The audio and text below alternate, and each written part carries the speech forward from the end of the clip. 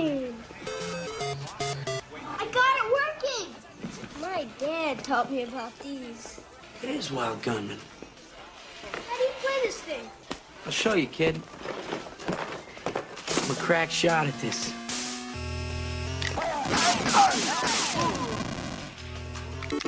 You mean you have to use your hands? That's like a baby's toy. Baby's toy.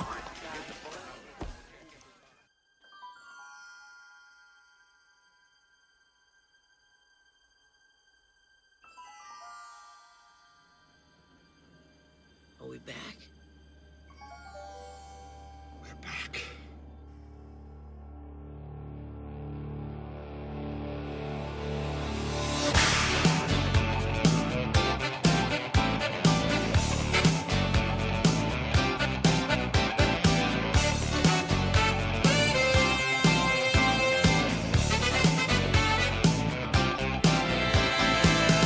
Everybody, guess what I'm doing again? Watching one movie and podcasting about it. Every day in March, it's Back to the Future 2. So listen each day, or at least try, as I bring you year 2 of Marchy McFly. It's Marchy McFly.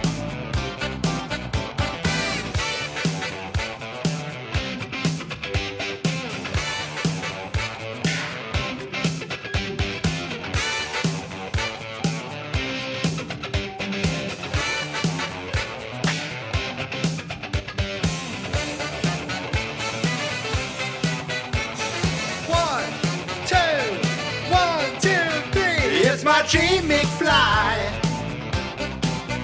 It's Marchy McFly.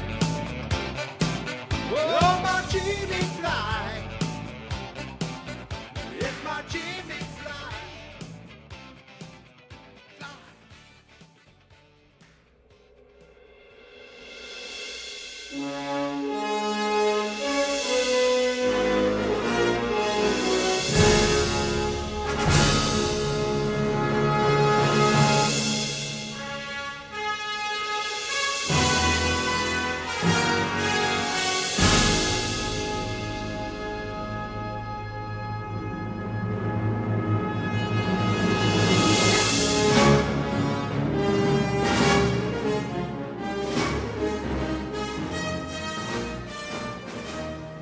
Got notes I took, read 'em like a book. Then I'm gonna go through IMDb and take a look. It's a movie. Yes, it's Back to the Future 2.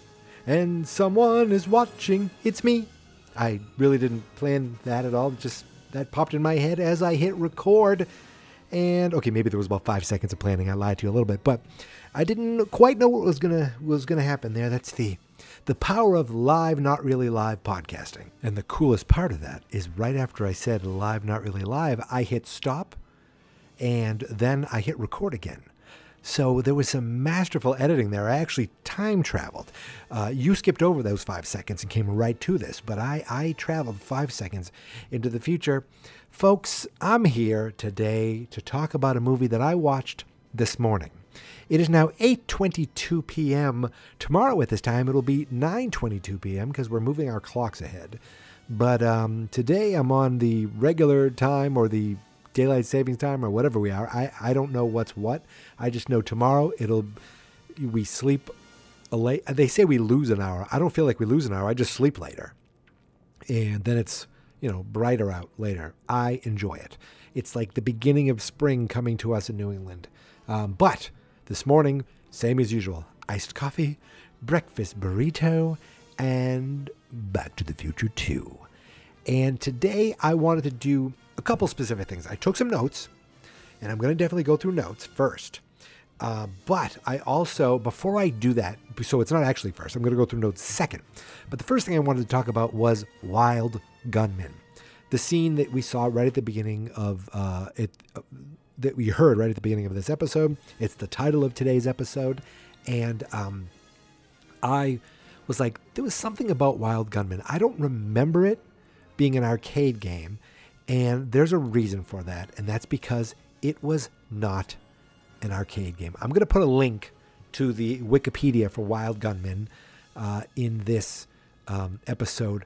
Wild Gunman is a light gun shooter game developed and published by Nintendo, originally created as an electromechanical arcade game in 1974 by Gunpei Yokai. So what that means is, in 1974, there was a game where it actually used like film footage. This is in the 70s. And it had like lights that shine. So you would, I think it used the light of the gun, and it would like edit the film to be like, oh, you shot this man. And there's some footage of it on YouTube that I am also going to share in the show notes. It's very grainy. If you don't know what you're looking at, it seems like a bunch of nonsense. But that is the original Wild Gunman game that then became a game for the Nintendo Entertainment System, and well, of course, first the Famicom, which is the Japanese version of Nintendo. So it was 1984 in Famicom, and it was released in 1985 for Nintendo with the gun. It was a launch game for Nintendo when Nintendo first came out with the Zapper light gun. They probably looked it up, said this came out in 1985, perfect. Marty will know this game, except he wouldn't know this game unless he owned a Nintendo Entertainment System, because this game was never released. The game that he's playing in the Cafe 80s was never released as a video game cabinet. So if you go to the Wikipedia page under popular culture, and maybe you don't have to go because I'm reading it here, it said the original 1974 arcade game was featured in the film Gas. Someone actually, in 1978, someone edited the footage together to make like its own movie. I don't know, that's weird. But here it is. In 1989, film Back to the Future 2 protagonist Marty McFly plays a non-existent arcade version of the NES Wild Gunman, resembling a Nintendo-versed system cabinet. So Nintendo put out these arcade cabinets that developed and produced by Nintendo from 1984 to 1990.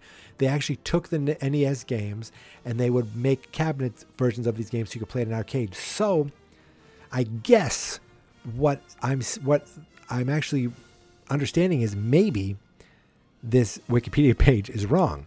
The non-existent arcade version, but if it's resembling a Nintendo vs. System cabinet, then maybe Cafe 80s took an old video game, found another cabinet, and they put it together. So it is still possible that this could have been an arcade game after all. It wasn't technically an arcade game, but hey, he could have noticed it, and he could have remembered it from playing it on his NES, except, it came out it launched as a launch game. So I guess I don't know exactly when in 1985 it happened, but it's a good chance that Marty McFly never played this game before the events of Back to the Future 2. He probably didn't have a Nintendo right away. Maybe the new version of Marty McFly would have had a Nintendo, but I'm saying the earlier version probably didn't. And it was October 18th, 1985 when it was released as an NES. And wasn't it November 12th, 1985? No, November 12th, 1955, October 26th, I don't know. Either way, it doesn't make any sense. He would not have known this game because it wasn't in the arcade and it just came out for the Nintendo. So it now fits again that maybe it could have been an arcade game, but Marty McFly wouldn't have known it. Ladies and gentlemen, I just wasted 7 minutes of your life talking about this game, but it was still worth it because Wild Gunman does one of those things that like Chicken does in this movie, where it retcons something that comes into play, but it was never part of Marty McFly's his personality originally. You never knew Martin McFly as a crack shot, as a guy who was really good with a gun.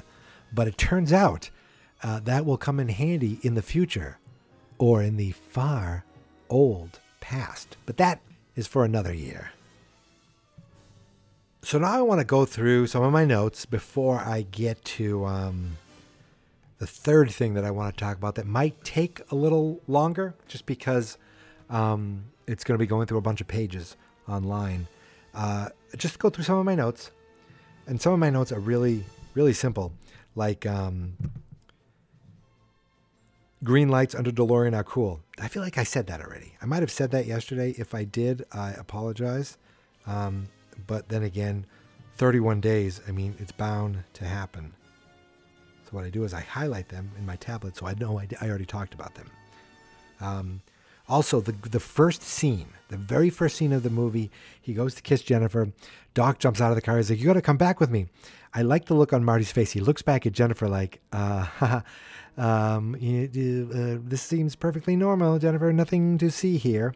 Another thing I wrote down is watch Doc when they leave Jennifer in the alley. So I already talked about, yesterday I talked about Doc just kind of casually tossing her in the DeLorean. But watch him when they leave Jennifer in the alley. He's like, he knows exactly what he's doing. He's not even barely paying attention to what he's doing. He's more talking to Marty. And he's like taking this, moving one garbage, taking another garbage, grabbing this garbage pile and using it as a pillow for her. Almost like he planned this whole thing. Obviously he didn't plan it, but, because he said, what was I supposed to do? Now, here's the thing that drives me crazy is in the very first scene, after he sees Jennifer and Marty, he says, well, bring her along. This concerns her too. 3 minutes later, he basically future roofies her. It doesn't fly. It doesn't McFly with me. And that's because in the first movie, they painted themselves in a corner and then they did the just worst possible job of getting themselves out of it. I said she could have been a really good kind of second helper to them, even if it was in a smaller role. It couldn't. I mean, it couldn't be as small as it already is. I wrote down it would have been cool to bring back those boards don't work on water somehow in the climax. Somehow Marty figured things out, and then Biff drives him near a lake. And all of a sudden he's on water and he's stuck out there. I don't know exactly how he'd get out of it. I wrote how. I have no idea. Just like, a callback to something. Those boards don't work on water. Well, it doesn't matter because we never see them on water, I think, ever again. Yeah, I said so nonchalant. He just throws her in there. Okay, if Biff did shoot and kill Marty, it would be up to Doc to fix everything on his own. Maybe he'd go wake up Jennifer. So... not, okay, on the building, if he shot Marty and Marty fell off the DeLorean and plummeted to his death, and then Doc, quickly got away before Biff shot him too, it's not the end. Now Biff would have to go back to 1950 and take the DeLorean. Now, Doc would have to go back to 1955 and take the book from Biff. He'd have to do it. So Doc and Jennifer could be the ones to go back. That would be that's what would happen if they decided to do Back to the Future 2 and Marty McFly was not on board. They would have gotten Jennifer to do something, even though it was a different Jennifer, or they would have come with a boatload of money to George McFly. But honestly, the movie never would have worked if there was no Marty. But let's say he was only available for 2 weeks because they had to shoot around him. Then they could have, killed him off for 20 minutes and brought him back somehow. But again, I'm just trying to make things a little more lively, a little more interesting. I wrote, is Lorraine's friend 35, the friend in the 1955 scene, and is she the same actress from part 1? And that's going to lead us to what I'm going to be talking about in a little bit. And I think... back to that one scene at the beginning when Doc drives into the trash at the beginning. I'm pretty sure it's a stunt driver, and I'm wondering, is he even wearing Doc Brown's glasses? I can't even tell. And I don't know if I'm there yet. Well, you know what? At the end of the movie, Marty seems to leave the hoverboard there and run off to get Doc. Now, what if the Western Union guy's like, what is this? And he takes it. And that changes the future. But instead, I guess the Western Union guy leaves it there. Marty goes back and gets it because I don't see him running with it. So that was a bit of an oversight. But we do see it later in the future, in the past. We do see it. And let's see. Oh, yeah, I talked about Wild Gunman already. That's tomorrow. That's tomorrow work. And let's see, two other things. All right, these last two things. I'm wondering if Doc Brown is really anti-mail. He's like, the post office. Too bad the post office isn't as efficient as the Weather Service. And then, of course, in 1885, he doesn't give it to the Pony Express. He doesn't give the letter to just the regular U.S. mail. I'm assuming the mail was already around in 1885. I don't know for sure. But he uses Western Union. So he's a guy who's, I'm just wondering, is he anti-mail? Did he have, but I guess, no, he got mail, but he didn't care much about it in 1985. Remember, it was piling up, and I think that's what Marty had to go clean out. Also clean out, the giant gross pile of Alpo, or whatever the dog food was. Dog cane? Alpine? I forget what it was. But man, Einstein wasn't there, but you waste a lot of dog food. And the last thing I have for notes today that I want to talk about is, does the Cafe 80s really seem like a place where a 77-year-old Biff Tannen would hang out? Like the Cafe 50s, I guess I could see him being like, oh, it reminds me of my old days. Cafe 80s, oh, this reminds me of when I was, in my 40s. I don't know. It's like me, in 3 decades going to the Cafe 20s, 210s. I don't know if I'd be interested in that. But that's really it for notes. So now what I want to do is that I look back at, I asked the question, is Lorraine's friend 35? And is it the same actress from part 1? And that had me thinking, there's a lot of people in Back to the Future part 2. Why don't I go through the IMDb and just kind of quickly look at who these people are? So I'm not going to bother with the big ones. Michael J. Fox, Christopher Lloyd, Leah Thompson, Tom Wilson, Elizabeth Shue. James Tolkien, that's Mr. Strickland. People mostly know him from this, and for me, it's this and Top Gun. Those are the things I know him from the most. Apparently, he was in War Games. I don't remember that. And he was in the Masters of the Universe movie. I don't remember that. Born in 1931, still kicking to this day, still working here and there. He was in Bone Tomahawk. That's already 7 years ago. I watched that movie. That movie is wild. But the last couple things he did was he was in some fan remake of Back to the Future, and he played himself in that Expedition Back to the Future from last year that I watched on Discovery Plus that I don't think I ever finished.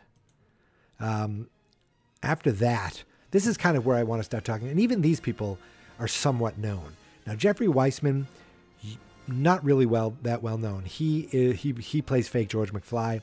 He's been acting for many years. The IMDb says he's known for Pale Rider and Twilight Zone the movie. Didn't know that. He's still credited with things today. Oh, one is a podcast. Those are things you can be credited for now. I mean, imagine being credited for a podcast.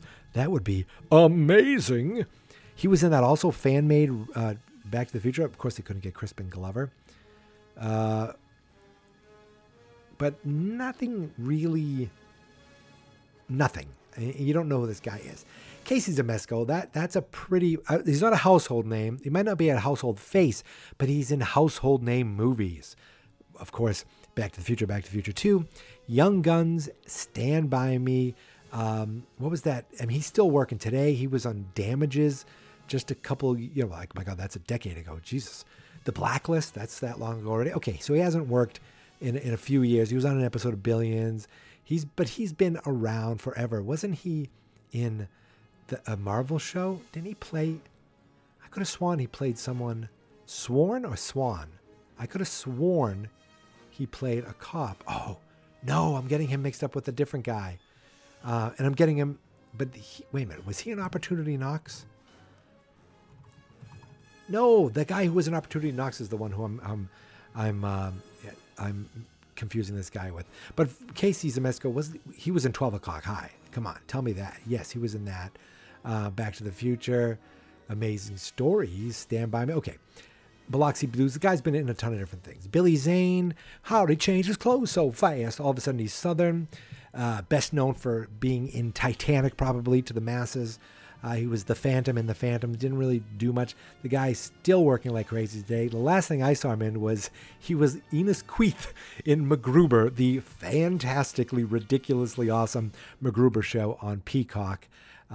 He was funny in that. Oh, and he was in the show The Boys, playing himself, playing Billy Zane, which is pretty funny. So the guy's he never made it to superstardom, but he looks like a star, so that counts for something. J.J. Cohen, he's the third of Biff's cronies. These are all Biff's cronies. And again, these guys have been in things that you would know. Back to the Future, Back to the Future 2. Apparently, this guy's also in Back to the Future 3 as part of Needles Gang, which makes no sense unless, of course, he's the son of the guy who played Skinhead, which, now I don't know if that would be the name. He was in Almost Famous as a roadie. Not much. He was in an episode of Baywatch and Third Rock from the Sun. Pacific Blue. I feel like Pacific Blue comes up a few times. Charles Fleischer, very familiar face. He was in Nightmare on Elm Street. I forgot about that. Back to the Future 2. Zodiac, which I just watched recently again. He's only in it for a few seconds, but he's creepy. And maybe most famously, he is the voice of Roger Rabbit in the film Who Framed Roger Rabbit. And apparently, there is a Who Framed Roger Rabbit 2 that they say is in pre-production, and it says 2022. I don't believe that is happening anytime soon. But it has a screenplay from two people. Jeffrey Price, isn't that? Oh, I'm thinking Jeffrey Wright. I'm thinking of Jeffrey Wright. I was like, isn't that guy an actor? This guy, Jeffrey Price, oh, he was part of the original Who Framed Roger Rabbit and Wild Wild West. Oh, boy. Oh, boy. But that's Charles Fleischer. Everyone knows him. Okay, these are the actors who are in things very familiar and have familiar faces and have some level of stardom. But now I want to talk about three actors who you'll be like, what? So the first one is, he goes by the name, this is all I know, is Casanova. Casanova. And he plays the Michael Jackson Max Headroom character in Cafe 80s. And he has 3 roles. And guess what they are? Back to the Future 2, Michael Jackson video waiter. He was on an episode of Blossom playing Michael Jackson. And he was on an episode of Punk'd in 2007 as Michael Jackson. So this guy is a Michael Jackson impersonator. He was also in a documentary called Mikachu Michael Jackson in Japan. So he is he Japanese Michael Jackson impersonator? I don't know, but he's definitely a late era Michael Jackson impersonator. I'll just put it that way. I'll let you decide, figure out what that means. The next actor on our list is Jay Koch, I believe is how you pronounce it. Born in Austria, he died in 2007. He plays the Ronald Reagan version, Max Headroom, where it's always morning in America. And he has 5 credits, unless you count, 6, including an archive. No, that's from Back to the Future. So he was in Mad Mission 3 from 1984 playing Ronald Reagan. In Back to the Future Part 2, he played the Ronald Reagan video waiter. In Hot Shots Part 2, he played a Ronald Reagan. In Cosmic Slop, he played Alien Press Secretary. And in Panther, he played Governor Reagan.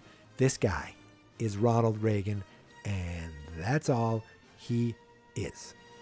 So these 3 guys, they got the good people to play Ronald Reagan and Michael Jackson. Now, this third man, his name is Charles Girardi. He's known for such films as Back to the Future 2, Naked Gun, and Mortuary Academy. In Mortuary Academy, he played Mr. Harding. In Back to the Future 2, he played the Ayatollah Khomeini in the Cafe 80s. And in Naked Gun, guess what? He played Khomeini. So this guy obviously looked enough like Ayatollah Khomeini that he's the guy who says you must have the hostage special, which is very silly. All right, the next 3 people on my list are Griff's cronies, who it's funny that I guess they couldn't well, it's only 4 years later. Why didn't they use kid versions of 3D Match and Skinhead? Like, that is lost on me. But instead, we have a man named Ricky Dean Logan who played Data. He's the guy who had the chicken sound effect.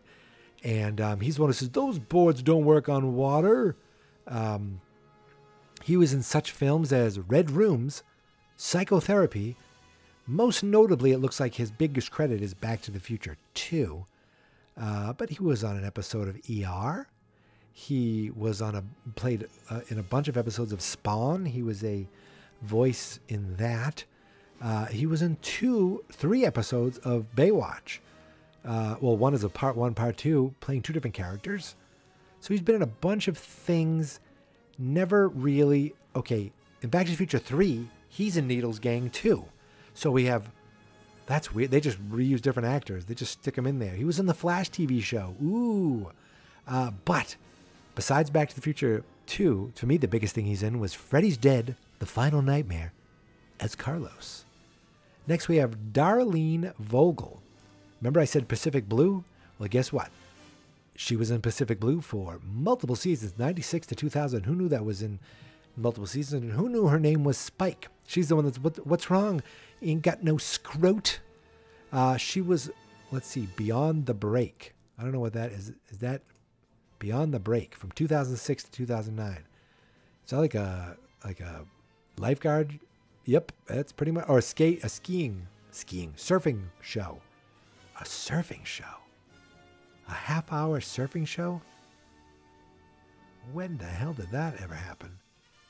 Is that like in a different country? I don't know. It looks. Oh, David Chokichi was in it, so I mean, you know it had to be good.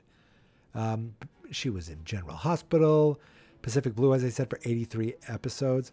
She was in 4 episodes of Boy Meets World as Kat Tompkins in 94 and 95. Okay. To me, though, she'll always be known as the woman in the gang. I didn't know her as Spike, but Back to the Future 2. She was in Charles in Charge. Oh, no, she was in the same room with Scott Baio. Ooh, watch out, lady. And she's been in a bunch of stuff. She's still working as of 2020. She was in something called Day 13. The Wedding Year was in 2019. I don't know. I don't know anything what these are, but she's working. Jason Scott Lee, he, for a hot minute, was a commodity. Like, I mean, we thought he was going to be a big star. His biggest thing probably was playing Bruce Lee. Not to be confused with Brandon Lee. He's not related to Bruce Lee. His just last name happened to be Lee. He played Bruce Lee, though, in the Bruce Lee story. That, to me, was his biggest thing. But it looks like he's really, my God, he's really been working. And I apologize but he never became like a huge star, is what I'm saying. Back to the Future, his name was Whitey. Okay. He was in Lilo and Stitch as a voice. He was in the 2020 live action Mulan. All right. He's in Doogie Kamealoha. That's the updated version of Doogie Howser on Disney Plus. He's in all 10 episodes, or he's in 10 episodes. The Wind and the Reckoning. The guy's been around and been working pretty consistently. Oh, wait a minute. Crouching Tiger, Hidden Dragon. Oh, Sword of Destiny. Was he in the original? Dracula 3, The Legacy. Fantastic. Lilo and Stitch 2, which is home video. Hawaii Five-0. Oh, I watched every episode of that TV show. That updated TV show. Yes, I did. Dracula 2 and Dracula 3. Time Cop. Tale of the Mummy.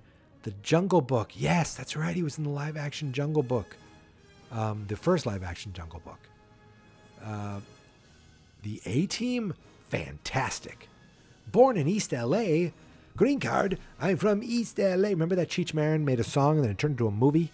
Yes. So that's Jason Scott Lee. Elijah Wood, do I have to even go into him? He's one of the video game kids that we played in the beginning of the movie, the beginning of this episode. But he is easily most well known as Frodo in the Lord of the Rings movies. The guy has been consistently working as a little kid, doing interesting things here and there, voice acting. He's going to be in the remake of Toxic Avenger. He's in something called L.A. Rush. But the guy hit it big. Dirk Gently's Holistic Detective Agency. I've heard about that. I've never seen it. But he's just been working forever. Wilfred, he had that TV show for a while. But of course, Frodo Baggins, one of the hobbits in the original Lord of the Rings trilogy, and he was in also the first Hobbit movie too. The guy's just been working forever. His counterpart with the video game, John Thornton, not so much. 8 credits. The last credit was in an episode of Jake and the Fat Man. He was in something called Mac the Knife as he was a dancer. Highway to Heaven, wonderful to see he was in that. But nothing much else, really. The next two girls I want to talk about are the two girls with the hoverboard. You know, keep it. I have a pit bull now. That, I believe, that's hoverboard girl number 1. She was in 2 films, Back to the Future 2 and Arachnophobia, the following year, playing someone named Bunny Beechwood. Her name is Theo Schwartz. But I don't know anything else listed about her. That's all they say, and never acted again. Her counterpart was named Lindsay Whitney Barry. I say was. I mean, I assume she's still alive. But she was in not much else either. Tales from the Crypt. She was in an episode of that. Back to the Future 2, and something called Murderous Vision from 1991. And then maybe she went to high school and, said, I don't want to be an actress. Next up is Judy Ovitz.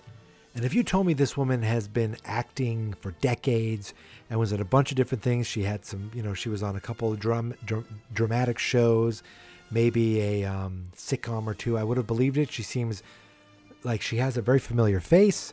Her voice, like, here's something, dust repellent paper. And she seemed like someone who I would assume was in a lot of different things. She's not. She was in something called Ghostbusters 2, playing a restaurant patron. She was in the movie Junior, playing a stewardess. She was in a video TV version, not the Robert Zemeckis version of A Christmas Carol. She was in something called Stories of My Childhood in 1998. And she of course, is the antique store saleswoman in Back to the Future 2. But her last name, Ovitz, sounds familiar, and it says she's married to Michael Ovitz, and he has a link on IMDb, so I'm clicking his link. And Michael Ovitz co-founded the Creative Artists Agency. He's an agent. He served as the chairman. He later served as the president of Walt Disney Company from 1995 to... Mike Ovitz is a very familiar name. The guy has produced a million things. Well, I shouldn't say that. He had produced 2 things, Gangs of New York and Timeline. Ooh, I read the book Timeline, never saw the movie. But he's been, a part of things in the world of entertainment forever. And it says here, she's also the mother of Chris Ovitz, Kimberly Ovitz, and Eric Ovitz. Okay, great. But Chris Ovitz, he is additional crew for a couple movies, 10 years apart. Executive Decision and Hoot, a movie about an owl. Hoot. Oh my goodness gracious. I'm getting in the weeds here, guys. So much so that the next 2 people coming up are interesting. They are the 2 young women in the hot tub with Biff in the alternate 1985. The first one here is named Tamara Carrera. Tamara Carrera, not to be confused with Tia Carrera. This is Tamara Carrera. Not to be confused with my name, Tamara Carrera. Say that fast. Not to be confused with my wife. So, of course, she was Jacuzzi Girl number 1 in Back to the Future 2.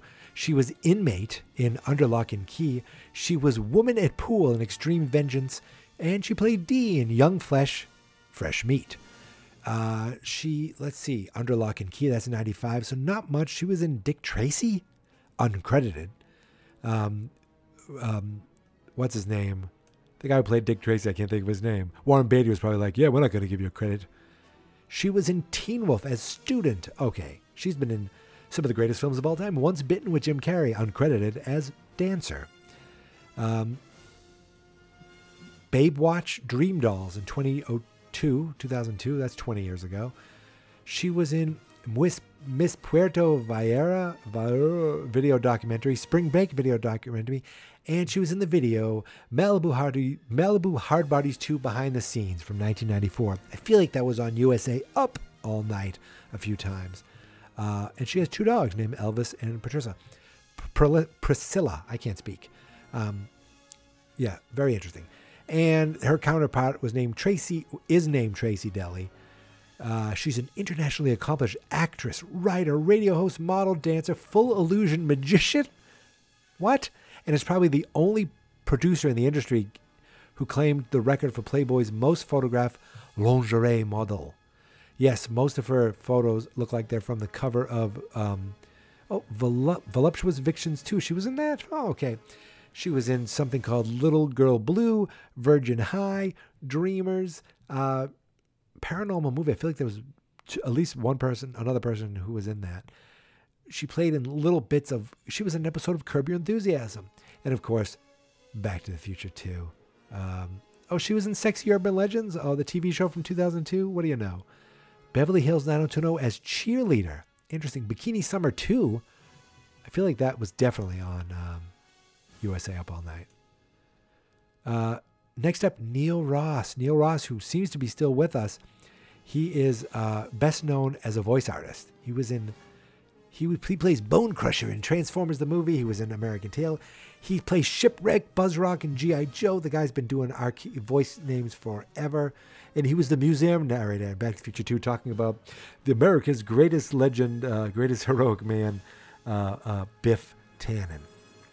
Now, George Buck Flowers. He plays the bum Red in Back to the Future and Back to the Future 2. He was in They Live. He was in some big things. I feel like he also was like a porn producer or something. I feel like I talked about that last year. Here's the one, Lisa Freeman. I've talked about her because this is what started it. She is the same girl. She played Babs in Back to the Future and Back to the Future 2. So she came back for that one scene. In the first one, she just smiled and made faces. This one, she just smiles. I don't think she says anything. But I know I was like, she just looked older. Well, she was older, but everyone was too old to be in high school. And she also played Nurse Morgan in Friday the 13th, the final chapter. I know I've talked about that before. Wonderful. Wonderful. Of course, we have Harry Waters Jr., who plays Marvin Berry in both of these movies. And that's what I wanted to do. I wanted to see, is the entire Marvin Berry band the same? The Starlighters. We have David Harold Brown, Tommy Thomas, Lloyd L. Tolbert, and Granville Danny Young. So I am clicking on all of them right now to see if they were in both Back to the Future and Back to the Future 2. Yes, he was. Tommy Thomas, Back to the Future 2. And he's no longer with us. Lloyd Tolbert, Back to the Future 2. I love the fact that they got the whole band to be in both of them. Yep. And Granville Danny Young, Back to the Future and Back to the Future 2, and in other things, but not much. Most of it's musical department stuff. And most of it seems to be Earth Angel and Johnny B. Good related, at least for this guy. Very, very cool. Now, what about those 2 police officers in the future, the 2 female police officers? One of which I discovered was uncredited, and it's actually kind of an interesting story. So the first one is Stephanie Williams. She's the black female officer. Her name is Officer Foley, and she was on General Hospital for a bunch of years. She was on General Hospital for 16 episodes, but she was on The Young and the Restless for many years. But probably for me, Back to the Future 2, she was on Dynasty. Different Strokes. She played Stephanie in My Fair Larry, 1983 episode of Different Strokes. Okay, she was a dancer in Fame for many years, or 2 years, 37 episodes though. So she's been in a bunch of stuff, but I don't know. Meteor Man, that I've seen her in stuff. Rock, the TV show. One Life to Live. She's been in a bunch of different. Moesha playing Marguerite Mitchell. But nothing since 2009. But then the other police officer, she was uncredited. Officer Reese and Officer Foley. Isn't Reese, like Foley's from Beverly Hills Cop, is Reese? I'm thinking Lethal Weapon, but no.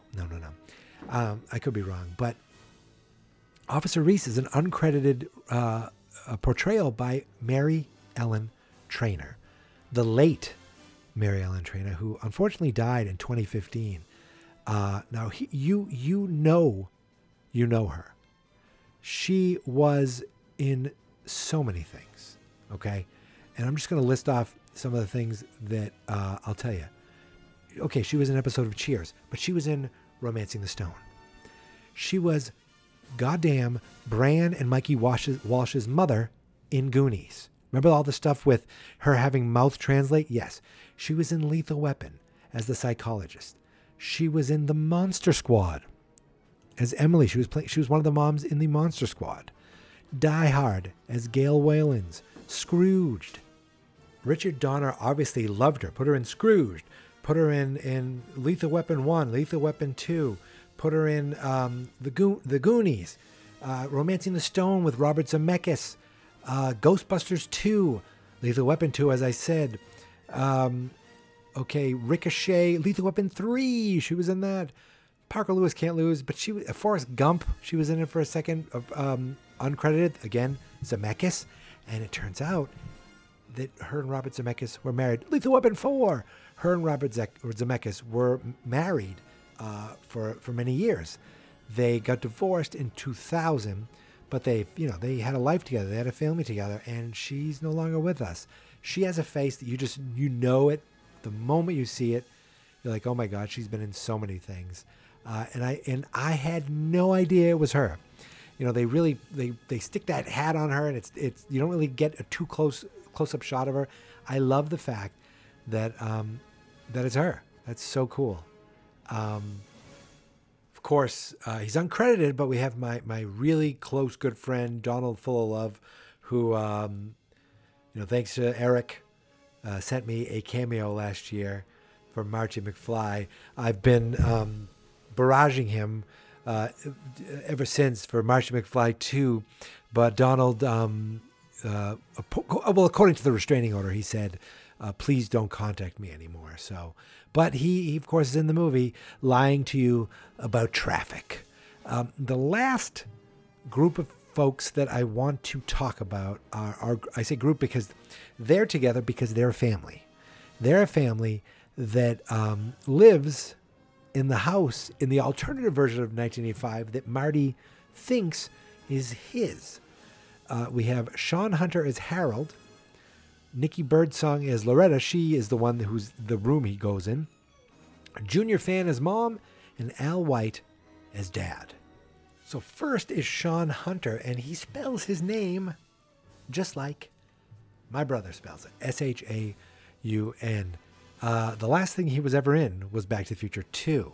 He was in Lethal Weapon, though. He played someone's friend, and he was in a TV show called Homeroom, where he played Sean himself. But I don't see anything else for him. Born in 1979. Yeah, that's all I see there. Nikki Birdsong. The only thing she's ever been in is Back to the Future 2. That's the girl, right? Like, it says Loretta, but I'm like, that's her, isn't it? Because right next to Mom and Dad, this has to be Loretta. Like, she was great in the 20 seconds she was in this movie. It's the only thing she's ever done. And now she is a minister in Corona, California. What do you know? Junior Fan is the mom. I don't think she has any lines. Because even the son's like, I think the son's like, get her, Dad. She was only in two things. The Sophisticated Gents, which was a miniseries in 1981. And then 8 years later, in Back to the Future 2. So it's like, it's weird when you see these people, they're acting, but they're only in one thing, or they're in two things, but they're 8 years apart. And you wonder, was it 8 years of trying to act? Were you not acting at the time? And then last, but certainly not least, Mr. Al White as the dad who's like freeze, sucker. And he's like, we're not going to be terrorized. This guy has been working pretty consistently through the years. But ladies and gentlemen, to me, he's best known as, well, I guess his literal credit is second jive dude in Airplane.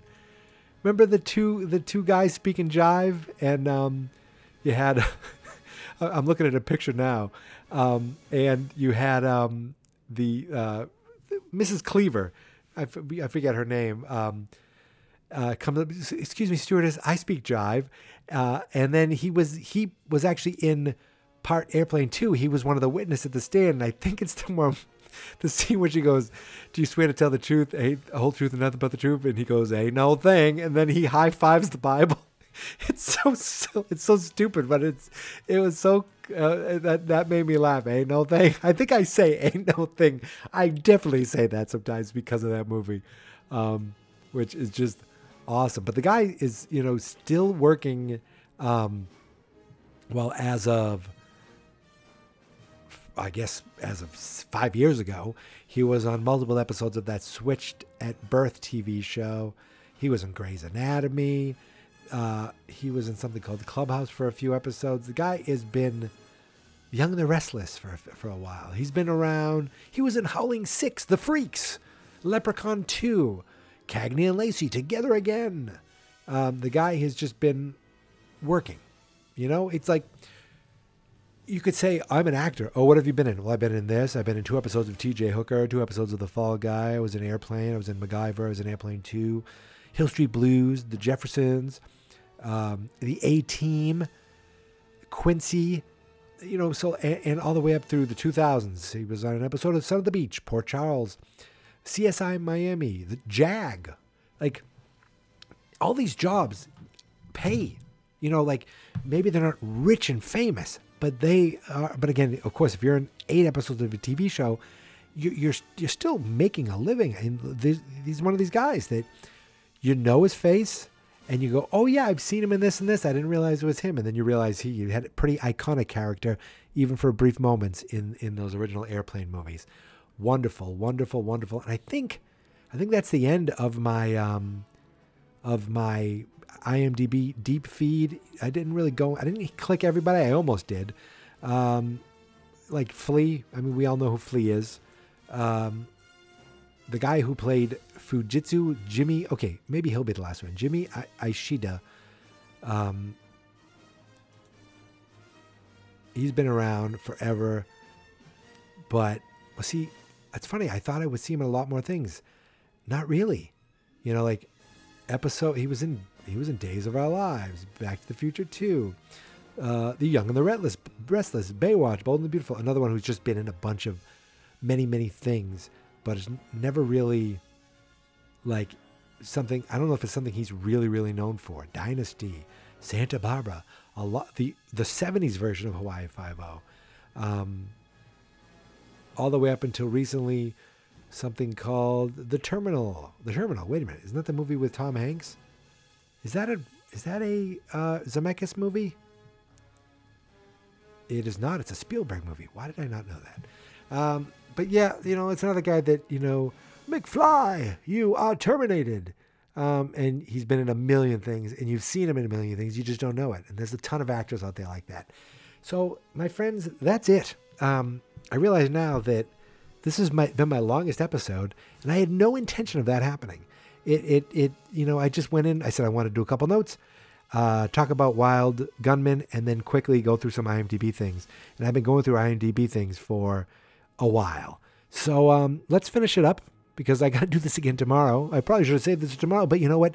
Tomorrow's another day. Something will come up that I want to talk about or sing about.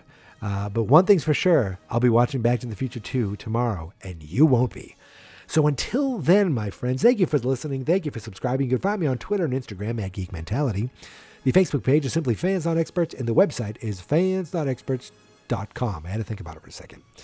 So we're going to lose an hour tomorrow, so that means I have one less hour to watch this movie and talk about it. But I'm going to do it. Damn it, because this is Marchy McFly. And until tomorrow, my friends, once again, thank you for listening. Thank you for subscribing, and here is my theme song. This is my podcast, I made it. Geek Mentality's what I named it. And I think you should listen and subscribe, 'cause I'm kinda funny and awesome. I think that I'm worth your time, and I'm kinda handsome. My mom says, please listen and please subscribe. At least listen to this episode. Fans not experts.